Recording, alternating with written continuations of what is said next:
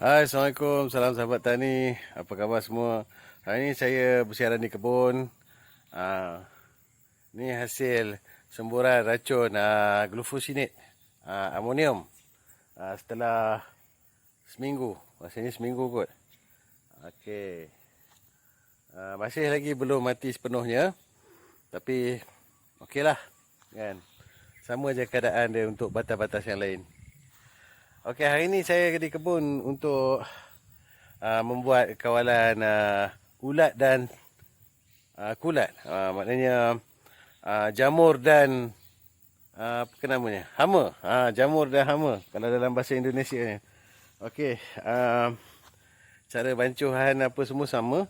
So saya tak akan ulang balik. Cuma apa yang saya akan buat hari ni adalah saya akan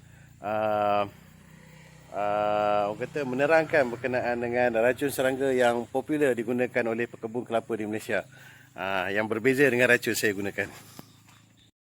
Okey, ini adalah sedikit update lah berkenaan dengan pokok yang saya dapati diserang pucuk pada hari sambutan kemerdekaan yang ke-65 hari tu, semasa pemeriksaan pada hari tu. Jadinya daun lain-lain tu ialah berlubang-lubang kena makan dengan ulat.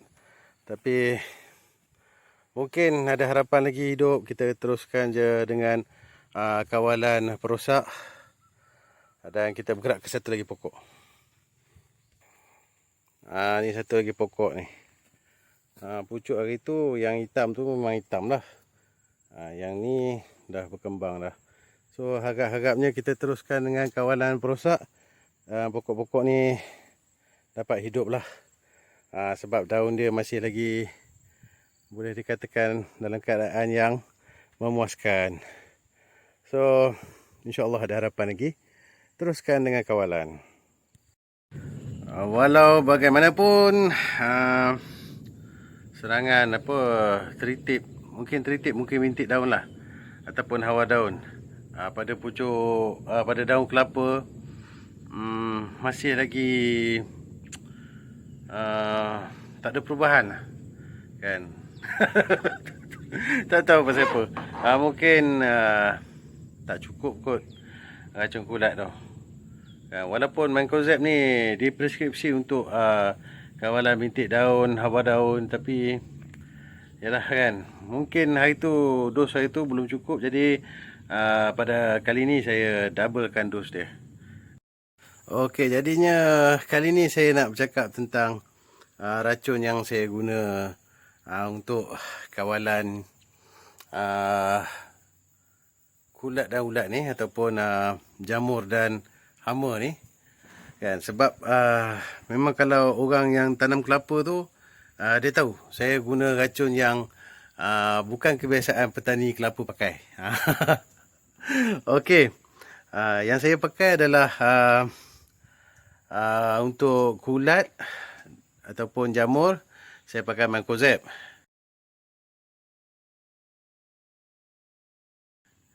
Dan untuk ulat ataupun hama saya pakai Emamectin. Okey, kebiasaannya kalau orang-orang yang dah biasa menanam kelapa ataupun mengikut kursus pertanian kelapa dengan apa ni, Jabatan Pertanian ke, dia orang akan memilih untuk memakai racun kulat Antrakol yang bahan aktif dia Propinep, dan juga untuk kawalan hama ataupun kulat ni, ulat, mereka pakai Cypermethrin. Apa beza Cypermethrin, Emamectin, Propinep dengan Mancozeb ni? So kalau kita baca label, kedua-duanya, okey, saya bagi contoh dengan apa? Antrakol dan juga apa ni, Mancozeb. Kedua-duanya ni, Antrakol ni bahan aktif dia Propinep. Okey, kedua-dua jenis racun kulat ataupun racun jamur ni adalah jenis orang kata spektrum luas, wide spectrum. Maknanya berbagai-bagai jenis kulat yang dia boleh basmi. Kan? Apa beza antara mancozeb dengan propinep ni? Bagi saya lah, mungkin perbezaan dia daripada segi dia punya terurai dia. Bila racun-racun ni boleh terurai, berapa cepat racun-racun ni boleh terurai, kan? Sebab kita tahu kelapa ni buah dia boleh kata tak berhenti-henti, tak putus-putus, sebulan sekali ada. Berbeza dengan bila saya tanam jagung. Sebab racun-racun yang saya pakai ni racun-racun yang saya tanam jagung. So jagung ni kita akan meracun dia. Kita meracun dia, and then kita stop bila jagung tu dah hampir tempoh nak tuai. Dia tak macam kelapa. Kelapa ni boleh kata pokok tu orang kata sentiasa berbuah. So mungkin perbezaan dia dekat situ. Sebab tu untuk jagung, racun-racun ni boleh dipakai. Cumanya kalau dia kata 3 minggu sebelum petik tu kena berhenti meracun lah. Dan sama juga dengan mancozeb, bukan mancozeb, racun untuk ulat ataupun hama ni yang saya pakai, emamectin benzoate, dan juga yang selalunya digunakan oleh petani kelapa ni, pekebun kelapa, adalah racun cypermethrin. Kedua-dua jenis ni juga adalah racun serangga spektrum luas. Boleh digunakan untuk ulat pengurat batang, beluncas, kumbang, serangga. Tetapi yalah, mungkin faktor racun tu terurai. Ya, berapa cepat racun tu terurai. Sebab saya dah baca macam-macam, tapi saya rasa perbezaan yang paling ketara sekali adalah itulah, kan, racun tu terurai. Macam dekat pokok jagung, sekali je kita pakai 2 kali je, tapi kita berhenti pada hari ke-45, macam tu lebih kurang. Sebab hari ke-65 kita dah ambil buah dah. Jadi bila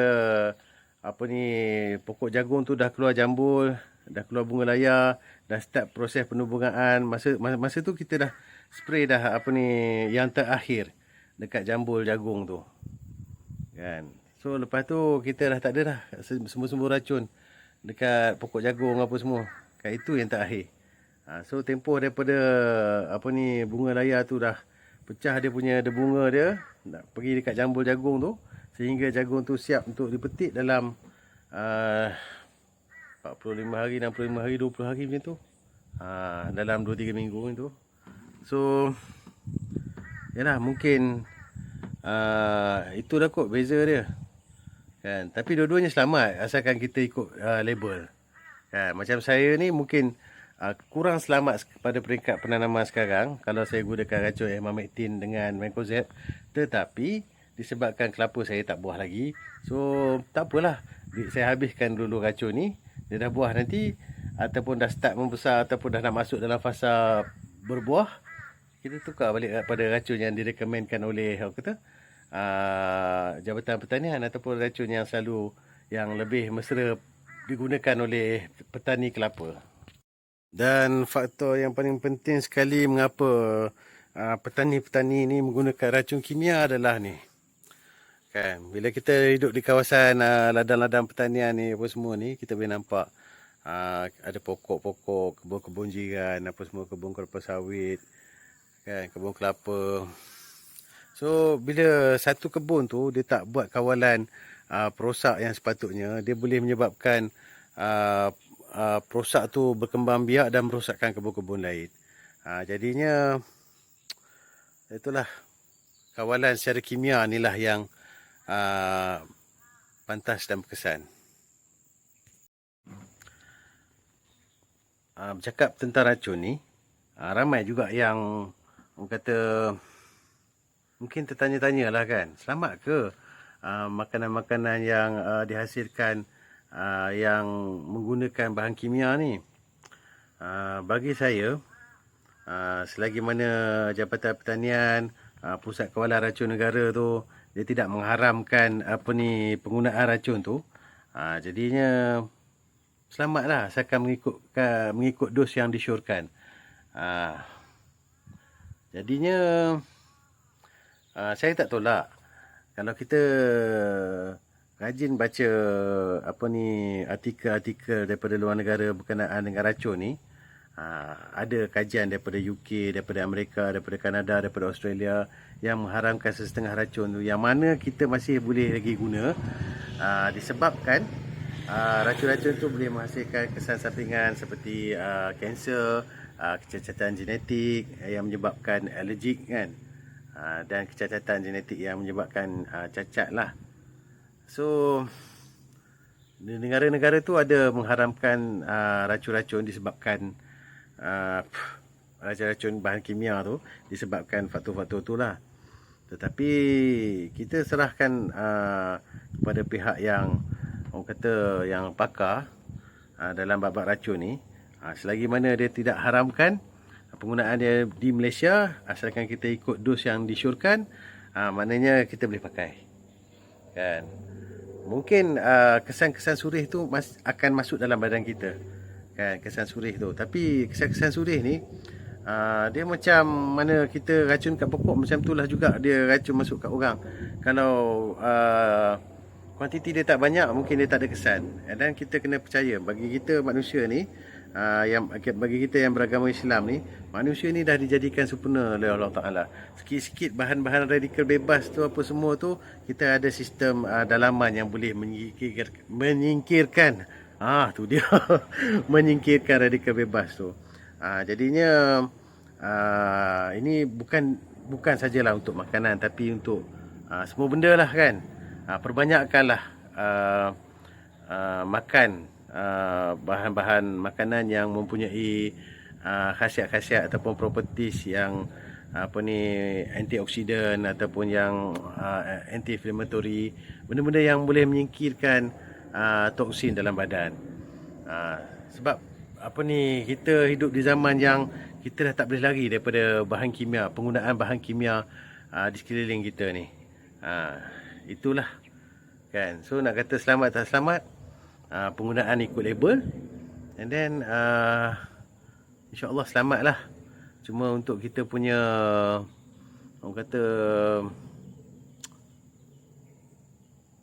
pertambahan, pelindungan tambahan kita adalah kita mengamalkan pemakanan yang kaya dengan antioksidan dan sebagainya lah kan. Yang mana saya pun taklah pakar sangat, tapi ramai orang cakap makanlah bit merah, ubi bit merah, makanlah tomato, makanlah tembikai yang merah-merah tu yang banyak riboflavin tu apa semua tu kan, untuk membantu itulah detoxification, antioksidan sebagainya. Jadinya itu sajalah perkongsian saya pada kali ini. Okey, berkenaan dengan projek durian kat rumah saya tu, berkenaan dengan tanaman pisang ni dan juga kantan, insya-Allah dalam minggu ni saya selesaikan. Tapi hari apa saya tak boleh nak janji, sebab musim sekarang ni hujan tak menentu. Jadi yalah kan. Kita pun orang kata kita boleh merancang, tapi Tuhan yang tentukan. Apa-apa pun insya-Allah dalam minggu ni pisang tu sampai. Pisang pun akhirnya saya order Shopee, sebab kebanyakannya bila kita pergi walk in tu tak ada anak pisang tanduk. So tak apalah kan, barang tengah rare. Jadinya kita order Shopee. Sampai nanti insya-Allah kita tanamlah. Tapi dalam minggu ni itulah yang saya nak selesaikan. Jadinya saya tak boleh janji konten apa yang keluar dulu kan. Apa yang sempat saya buatlah kan, sebab musim sekarang tak berapa nak cantik. Jadinya sampai berjumpa lagi. Selamat bertani.